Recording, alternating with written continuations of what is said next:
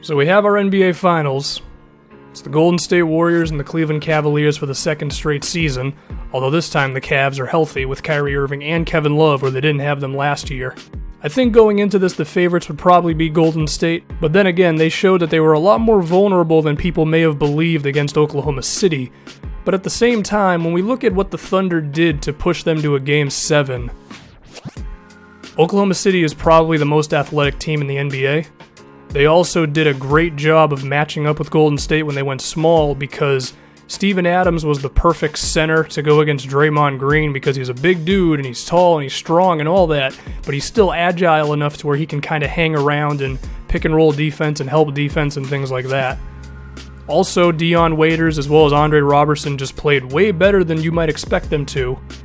And then the length and athleticism of Russell Westbrook, Kevin Durant, Serge Ibaka. I mean, they killed him in transition, grabbed offensive rebounds, met him well at the rim.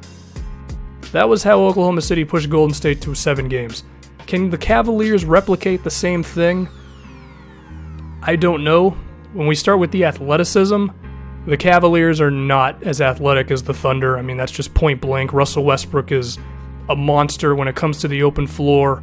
LeBron is still pretty damn athletic, but, I mean, we look at Kevin Love, Tristan Thompson, J.R. Smith, it's like, it just doesn't match up to what Oklahoma City did. However, the Thunder also killed the Warriors on the boards, and I think with Tristan Thompson, the Cavaliers could do the same thing, because that's one proven way in order to challenge Golden State is you got to kill them on the boards. You have to grab a bunch of offensive rebounds, which they were able to do with Steven Adams. Luckily for the Cavaliers, Tristan Thompson is the best offensive rebounder in the NBA. My question is, while he will definitely have an impact, is he going to have the same significance that Steven Adams did? Because not only did Steven Adams grab a lot of offensive rebounds against Golden State, but he also is a very good defensive player. I don't know if Tristan Thompson's that good defensively. He's also just not that big and strong, so he's not going to be as physically imposing as Steven Adams was on someone like a Draymond Green. But Thompson is still going to make an impact on the offensive boards, and he's going to have to be really big for the Cavaliers. Speaking of their big men, the question is also, can Kevin Love just hang around in this series? Because we've seen him get cooked by Golden State more than once. He's going to have some tough times. I mean, when Golden State goes small and Kyrie Irving and Kevin Love are being put in the pick and roll, that's going to be tough. I mean, they're going to have to bring help defense, and that's of course going to leave guys open, but even if they switch that pick and roll, it becomes Kevin Love on Steph Curry. You don't have a chance there. I don't think Kyrie Irving can defend Draymond Green. That's really tough. So I think that's going to be a tough time for the Cavs, but also when we look at what the Thunder were able to do to challenge Golden State, their wings played very well. I mean, Dion Waiters was killing it for most of the series.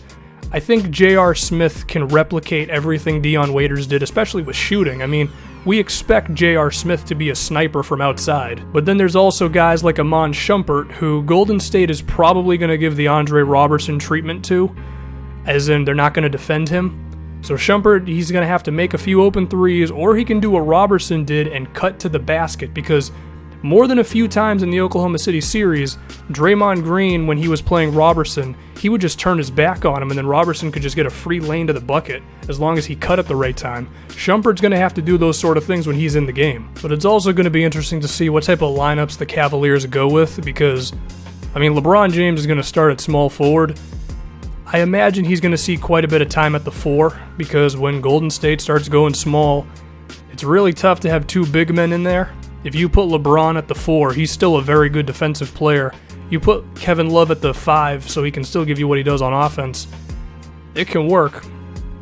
But even then, like I mentioned a second ago, having Kyrie Irving and Kevin Love in the game, two guys who are not known for their defense, against this Golden State team, is going to be tough. It's going to be really damn tough.